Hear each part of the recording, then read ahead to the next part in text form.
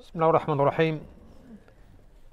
الحمد لله رب العالمين، وصلى الله وسلم وبارك على عبدك ورسولك محمد خاتم النبيين إمام المرسلين وعلى آله وصحبه وسلم تسليما مزيدا. إن الله وملائكته يصلون على النبي يا أيها الذين آمنوا صلوا عليه وسلموا تسليما. ومن صلى يعني من صلى على النبي عليه الصلاة والسلام صلاة واحدة صلى الله عليه بها عشرة. ولهذا عباد الله أكثر يعني من الصلاة على حبيبكم محمد بن عبد الله، كما قال النبي عليه الصلاة والسلام في ذلك، يعني فمن فعل ذلك كنت له شهيدا أو شافعا ليوم القيامة. عباد الله، ثم أما بعد، السلام عليكم ورحمة الله. يعني فضل الله سبحانه وتعالى ليالي وأيام وشهور على بعض. Mes chers frères et sœurs, vous savez, Allah subhanahu wa ta'ala nous a rappelé qu'il avait favorisé certains jours, ou bien il avait favorisé certaines nuits ou certains mois par rapport à d'autres. يعني وقد فحسب ما يعني اقتضاه حكمته البالغة. Et cela, en fait, il y a une grande sagesse en cela qu'il faut retenir. Il y a quelque chose qu'il faut méditer sur le fait qu'Allah subhanahu wa ta'ala a choisi des jours précis, a choisi des mois précis par rapport à d'autres. Et c'est comme cela que on doit se rappeler, كما قال الله جل في علا في كتابه العظيم, que par rapport à ces mois-là, يعني الشهور, منها, il y a des أربعة يعني حرم, il y a 4 mois qui sont des mois sacrés parmi les mois de l'année. وهي رجب وذو القعدة وذو الحجة ومحرم, qui sont les 4 mois sacrés qu'Allah Jalla fi'ala a choisi par rapport à l'ensemble des mois. Et vous connaissez l'ayah, le verset où Allah subhanahu wa ta'ala nous rappelle Inna iddata ashhur 'inda Allah 12 shahran fi kitabillah yawma khalaqa as-samawati wal ard minha 4 hurum dhalika ad-dinul qayyim fala tadhlimu fihinna anfusakum. Allah Jalla fi'ala nous rappelle dans un verset coranique et il nous dit certes les mois auprès d'Allah sont au nombre de 12. Le jour où il a créé les cieux et la terre, et parmi eux, 4 sont sacrés. Voilà la religion dans toute sa droiture, dans toute sa rectitude. Et surtout, l'importance en cela, c'est les derniers mots d'Allah Jalla fi'ala sur ce verset. فَلَا تَظْلِمُوا فِيهِنَّ أَنفُسَكُمْ. Et ne vous causez pas du tort contre vous-même en ces mois-là. ولهذا عباد الله يعني الأشهر الحرم المعاصي فيها أعظم من غيرها. Et c'est pour cela qu'il faut retenir, et comment cela est tellement important de retenir que pendant les mois sacrés, parce qu'en réalité dans quelques jours, eh bien nous allons entrer dans le mois de Rajab déjà, et nous allons donc entrer dans l'un de ces mois sacrés. Mais surtout, ce qu'il faut retenir, c'est que autant yani, les bonnes œuvres, les bonnes actions auprès d'Allah Azza wa Jal ont une importance tous les mois de l'année. Mais pendant les mois sacrés, eh bien les péchés sont plus graves que pendant les autres mois. Sont plus graves que les autres mois. ولهذا عباد الله المعاصي في ليالي وأيام المفضلة والأمكنة يعني المفضلة يعني تعرض كذلك يعني بعقابها بقدر فضيلة الزمان والمكان. Et donc celui qui ne prend pas garde au fait que les péchés commis ou qui peuvent être commis pendant, vous savez, quand il y a des jours ou des mois particuliers qui touchent des bénéfices particuliers auprès d'Allah Azza wa Jal, qui sont des récompenses particulières, et notamment pendant les mois où les lieux sacrés, tu vois, et les temps sacrés, celui qui commet des péchés pendant ces moments-là, eh bien cela est plus grave. Le péché est plus grave. Et il est plus grave par rapport à quoi? En conséquence de l'importance yani, eh bien de ces mois ou de ces jours. C'est pour cela que maintenant, eh bien les péchés que tu commets pendant le mois de Ramadan, c'est plus grave que pendant les autres mois. Même si les actions sont meilleures et plus grandes, de la même manière, le contraire aussi. Pendant les mois sacrés, pendant ces mois sacrés, ce qui était surtout sacré, c'était le fait en fait qu'il ne devait pas y avoir à l'époque du prophète, en fait, ce qui était ordonné par les Quraysh, eh bien qu'il y ait de bataille, qu'il y ait de guerre entre eux. C'était des mois dans lesquels c'était interdit. Mais à plus forte raison, les ulama te disent que de manière plus large, eh bien, les péchés et la désobéissance doivent être éloignés de cela. Parce que, subhanallah, ibadallah, quand vous rentrez là, bientôt dans le mois de Rajab, vous rentrez dans quoi? Les ulama, subhanallah, al-hukama min as-salihin, qu'est-ce qu'ils te disent? Et ils te disent, shahru Rajab, miftahu l'ashhur al-khair wal-barakah. Le mois de Rajab, dans lequel tu vas rentrer bientôt, c'est le mois qui est le mois de l'ouverture des mois qui vont amener au bien et à la bénédiction. Tu vas rentrer dans un moment, à travers le mois de Rajab, qui est déjà un mois sacré, tu vas rentrer dans des mois qui vont se suivre entre Sha'ban, qui se trouve entre Rajab et Ramadan, Donc c'est une introduction. C'est pour ça que Kathir min al-Hukama, ils te disent quoi? Tu dis Rajab ou Shahr Rajab, mithlu ar-rih. Le mois de Rajab, il est à l'exemple du vent. Sha'ban kadalik, mithlu kadalik, al-ghim. Et le mois de Sha'ban, c'est le mois des nuages. Tu vois, tu as le vent qui amène après les nuages. Les nuages qui se situeraient, c'est une métaphore bien sûr. Mithal. Donc c'est un exemple. C'est des signes parmi les signes qu'Allah nous accorde aussi à réfléchir des fois sur cela. Le mois de Sha'ban, c'est un mois dans lequel les nuages arrivent après le vent qui l'a précédé du mois de Rajab. À Ramadan, al-Qatar kadalik, c'est le mois de la pluie. Dans le sens où c'est la bénédiction qui tombe. Puisque les gens, qu'est-ce qu'ils attendent? Souvent, quand vous savez, vous êtes en terre de sécheresse, que vous êtes dans des moments, dans des endroits du monde où les gens n'ont pas de pluie pendant des mois et des choses comme cela. Regardez, même ne serait-ce ici en France, pendant un certain temps, pendant quelques semaines, il n'y a pas eu de pluie et c'était la panique. N'est-ce pas? Les nappes phréatiques, il n'y avait plus d'eau déjà. Ça cause déjà un problème sur des mois et des mois là, à venir. Subhanallah. Pourtant, ce n'est pas pendant des mois qu'il n'a pas plu. Juste quelques semaines. Subhanallah. Donc, c'est une bénédiction qui provient d'Allah subhanahu wa ta'ala dans les cieux. Les cieux qui descendent sur terre, qui viennent refaire vivre la terre, qui viennent refaire vivre la nature, tout cela, avec lesquels toi, justement, tu vas progresser, tu vas faire pousser des choses qui vont être de la nourriture et du bienfait, ainsi de suite. Subhanallah. Eh bien, Sha'ban, Rajab, avec ce vent qui amène les nuages qui amènent la pluie.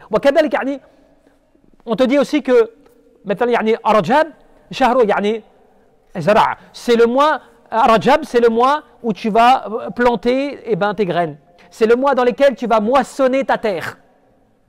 Sha'ban kadalik, Sha'ban, c'est le mois de Sha'ban, c'est le mois dans lequel tu vas arroser. Donc en un premier temps, quand tu travailles ta terre, tu y plantes tes graines, tu y plantes ce qu'il faut à l'intérieur de cette terre, n'est-ce pas?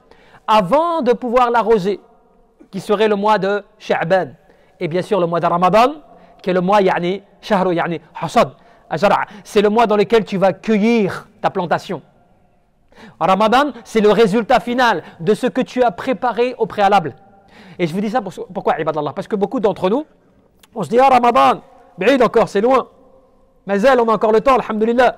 Il y a encore 2 mois et demi, il y a du temps. Et c'est pour cela que souvent les gens, ils commencent à se réveiller vraiment pour Ramadan la veille, une semaine avant, 2 semaines avant. Non, moi je vous avertis par rapport à d'autres choses qui peuvent nous concerner tous. Quoi donc? Nous, on est en train de parler du mois de Rajab, le mois de Sha'ban, le mois de Ramadan. On a l'impression que ça va être demain, mais c'est déjà demain. Mais c'est surtout parce qu'en fait, on en parle aujourd'hui. Mais qui d'entre nous peut garantir qu'il sera là pour le mois de Ramadan?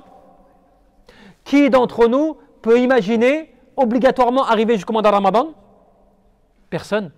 Et donc c'est comme ça, subhanallah, qu'on doit nourrir dès maintenant notre niyyah, notre intention quant au fait de vouloir atteindre ce mois sacré, ou ce mois béni plutôt de Ramadan. Et c'est pour ça que, ibadallah, qu'on te dit que ces mois-là, c'est des mois dans lesquels Allah Jalla fi'ula nous éduque. Pourquoi est-ce qu'Allah Jalla fi'ula a choisi, dans les 12 mois, il a choisi 4 mois sacrés? Parce qu'Allah Jalla fi'ula, c'est comme ça qu'il te dit, Yawma khalaqa as-samawati wal ard, c'est le jour où il a créé les cieux et la terre. Allah Jalla fi'ula a voulu nous planifier et organiser la vie de manière globale et générale, des cieux et de la terre. Tout est autour d'Allah Jalla fi'ula qui tourne autour de 12 mois. 12 mois dans lesquels l'être humain vit. L'être humain, la terre, tout cela a un fonctionnement global et général qui sont au nombre de 12 auprès d'Allah subhanahu wa ta'ala. Mais Allah Jalla fi'ula nous dit, en ces mois-là, ces 4 mois qu'on a cités, qui sont des mois sacrés, Rajab, mois de l'Aqidah, mois de l'Hijjah, mois muharram, ce sont des mois dans lesquels il faut porter attention. Attention à ne pas te laisser aller, à ne pas te perdre. Combien d'entre nous, on ne connaît même pas ces mois-là, on ne fait même pas attention. Pour nous, c'est normal. Il se peut que Shaitan, il te pousse et il te motive encore plus à commettre des grands péchés, des péchés pendant ces mois sacrés. Parce que lui, il sait, par rapport à cela, les péchés que tu vas prendre pendant ces mois qui sont bien plus graves. Tu vois, ne vous faites pas du tort contre vous-même. De quelle manière? Par le fait des péchés des ma'asi et autres qui vont t'empêcher d'atteindre la bénédiction d'Allah subhanahu wa ta'ala. Et c'est pour cela que كثير من العلماء qu'est-ce qu'ils te disent؟ وقد ذهب بعض العلماء إن أشهر رجب تعظم فيه المعاصي. Et c'est pour cela que beaucoup des savants, beaucoup des ulama de tafsir, ils te disent le mois de Rajab, qui fait partie des mois sacrés, c'est d'un mois dans lequel les péchés deviennent plus graves. La gravité des péchés pèse encore plus lourd pendant ces mois-là. لأنه من الأشهر الحرم, parce qu'il fait partie des mois sacrés. ولهذا ومن ذلك الظلم. سواء كان ظلم الإنسان لنفسه بالمعاصي أو ظلم لآخرين. Pourquoi Allah Jalla fi'ala nous mentionne aussi فلا تظلموا فيهن أنفسكم? Ne vous causez pas de tort ou ne vous faites pas d'injustice contre vous-même. Si on peut traduire la chose au plus proche, si l'on peut dire, ne commettez pas d'injustice contre vous-même. Parce que l'être humain, il peut commettre de l'injustice contre sa propre personne, vis-à-vis de lui-même, par rapport à la ma'as et les péchés et autres, mais aussi il peut commettre des actes d'injustice vis-à-vis des autres. Donc c'est le fait que pendant ces mois-là, normalement tu dois, subhanallah, prendre garde, prendre du recul, faire attention, donner de l'importance, éduquer, s'éduquer, apprendre à nos enfants, apprendre à nos proches, l'importance de ces jours, l'importance de ces mois, subhanallah. Nous on vit, subhanallah, sans même chercher à savoir ce qui se passe autour de nous. Les mois sacrés pour nous, c'est des mois tout à fait normaux. Ils passent comme ça dans l'année, personne ne se pose la question. Personne ne s'intéresse sur la gravité de ces mois-là. Qu'est-ce que j'ai le droit d'y faire, ce que je n'ai pas le droit d'y faire, et ainsi de suite. La plus grave des choses, c'est le fait en tout cas d'y commettre des péchés. La plus grave des choses, c'est à l'époque du prophète sallallahu alayhi wa sallam, le fait de déclarer des guerres, ou qu'il déclenche une guerre, ou qu'il y ait des choses comme cela qui se passent, qui sont interdites pendant ces mois-là. C'est le fait de commettre toute forme d'injustice, contre soi-même ou vis-à-vis des autres. Parce que l'injustice, elle n'est que ténèbres, de manière générale. Tu vois? Mais encore à plus forte raison, cela ne veut pas dire que les autres mois, tu peux faire des péchés, c'est moins grave et autres. Les péchés sont interdits de manière générale. Voilà qu'il pendant les mois sacrés, touchés d'une sacralité auprès d'Allah subhanahu wa ta'ala, à plus forte raison, l'être humain, il doit faire attention. Donc il faut s'interroger. Tu vas rentrer dans le mois de Rajab, il faut que tu te prépares. Il faut que tu commences à planter tes graines. Il faut que tu commences à moissonner ta terre. Le mois de Rajab, le mois dans lequel tu vas espérer, tu vas invoquer Allah subhanahu wa ta'ala qu'il t'accorde la capacité, la vie d'atteindre le mois de Ramadan, de pouvoir espérer cela, de pouvoir préparer cette terre. Parce qu'imagine même que tu prépares ta terre, mais que tu n'arrives pas à l'objectif final, à Ramadan. Lakin, subhanallah, les actions ne valent que par leurs intentions. Toi, Inch'Allah, il se peut qu'en ayant l'intention de bien faire, de préparer, de moissonner ta terre, de vouloir faire le bien, tout cela et tout, même si tu ne l'atteins pas, Allah subhanahu wa ta'ala, il se peut qu'il va te la compter cela, cette récompense. Allah Jalla fi'ala va te marquer, te mettre parmi ceux, tu vois, qui bénéficient de la récompense. Bon gré, mal gré que tu n'as pas atteint l'objectif. Parce que, subhanallah, les actes ne valent que par leurs intentions. Allah Jalla fi'ala te demande d'agir en conséquence. Aussi, nous avons Ahmed al-Ulama al-Tafsir. Pour terminer sur cela, qu'est-ce qu'il nous disait? فَلَا تَظْلِمُوا فِيهِنَّ أَنفُسَكُمْ. Il nous rappelait le fait que tu puisses t'arrêter à réfléchir. Qu'Allah Jalla fi'ala déjà te dit de ne pas commettre d'injustice contre toi-même, contre vous-même. Ne soyez pas injuste, parce que tu sais que quand tu commets des péchés, tu n'es injuste que contre toi-même. Allah tabaraka wa ta'ala n'a pas besoin de nous. Allah azza wa jal, rien ne l'atteint de ce que l'on fait. Dans le sens, que tu lui obéisses ou pas, que tu l'adores ou pas, tout cela. Allah jalla fi'ala, il se passe des mondes et des univers. Voilà qu'il tu ne te fais du tort qu'à toi-même. Mais regardez comment, encore une fois, Shaitan, il œuvre auprès de nous. Shaitan qui vient et qui te fait croire que finalement, ce que tu fais, c'est déjà bien. Tu n'as pas besoin de faire plus. Oh, tu es déjà un bon musulman. Et ainsi de suite, ainsi de suite. En fait, il te leurre. Avec les œuvres, il te leurre. Est-ce qu'on se pose les bonnes questions? Mais est-ce que là aujourd'hui, depuis Ramadan dernier, depuis Rajab dernier, depuis Sha'ban dernier, est-ce que j'ai changé? Est-ce que j'ai évolué? Est-ce que je suis le même ou pas? Certaines personnes, on n'a pas évolué, on est resté les mêmes, on n'a rien changé. Que ce soit avec nous-mêmes, vis-à-vis de nous-mêmes, ou que ce soit vis-à-vis de nos familles, que ce soit vis-à-vis de nos époux, nos épouses, que ce soit vis-à-vis de nos enfants, les gens, ils n'ont pas changé. Ils restent les mêmes. Même l'état d'esprit, même le fikr, la pensée, elle est la même, subhanallah. Alors que, subhanallah, Allah Jalla fi'ula nous appelle à évoluer. Allah tabaraka wa ta'ala te demande constamment de te remettre en cause. Ya ayyuhalladhina amanu ittaqullah wal tanzur nafsun ma qaddamat lighad. Oh vous les croyants, craignez Allah et que chaque âme voit bien ce qu'elle a préparé pour demain. Et nous on se pose même pas la question, tu vois les années qui passent comme cela. Est-ce que tu n'as pas des gens qui étaient avec toi l'année dernière et qui aujourd'hui ne sont plus là avec toi? Est-ce que tu n'as pas des gens qui t'ont quitté dans l'année? Est-ce que tu n'as pas des gens proches qui ne t'ont pas quitté cette année? Est-ce que toi, tu avais imaginé qu'ils partiraient obligatoirement cette année? Je ne parle pas des cas où c'était vraiment, voilà, c'était avéré, si je puis dire, par le fait de leur situation, maladie ou autre. Voilà, des gens, peut-être que tu ne savais, qui étaient en très bonne santé. Des personnes, peut-être que, voilà, on n'imaginait même pas. Des jeunes, combien de jeunes? Combien de jeunes nous avons fait la prière sur eux cette année? Combien de jeunes, subhanallah? Combien de personnes? Quand je dis jeune, ça peut être 20 ans, 30 ans, voire même 40 ans, allez, même 50 ans. Allez, on rajoute cela. Combien? Subhanallah. Et pourtant, regardez l'être humain, l'insan, le bashar, il ne réagit pas forcément plus que cela. Sur le moment, tu es pris par l'émotion, mais après tu oublies. Le lendemain, tu oublies. Au bout d'une semaine, 2 semaines, 1 mois, walakin, subhanallah, ibadallah, on ne sait pas. On ne sait pas si on atteindra le mois de Ramadan. On ne sait pas si les œuvres que tu as faites jusqu'à ce jour, elles sont acceptées par Allah subhanahu wa ta'ala.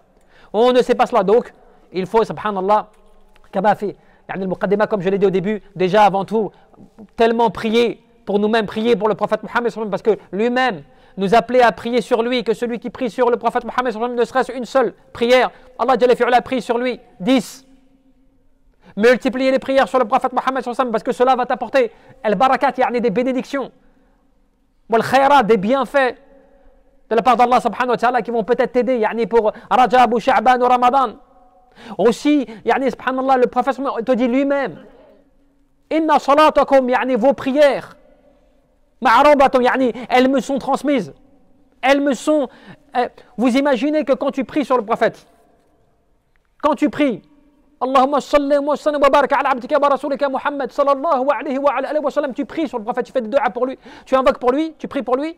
Subhanallah, t'imagines que quand tu pries sur lui une seule fois, eh bien les anges viennent au prophète Mohammed sallallahu alayhi wa sallam, fi qabrihi, dans sa tombe, et ils lui disent, Fulan, ibn Fulan, un tel, fils d'un tel, a prié sur toi.